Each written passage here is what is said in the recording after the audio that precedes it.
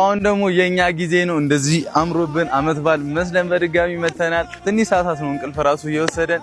በጣም ደስ የሚል የበረከት ቀን ነበረ። በጣም እመቤቴን በጣም የወደድኩት ቀን ነበረ እና እስካሁን ድረስ ከኔ ጋር አብራችሁኝ የነበራችሁ ሰዎች በሙሉ አመሰግናለሁ። ጓደኞቼ ሁላችሁንም ከልብ አመሰግናለሁኝ። ይህንን የበረከት ቀን ደግሞ አሁን ኦልሞስት 20 ሰው ለ20 ሰው ቅርጫ እንሰጣለን ብለን ነበረ።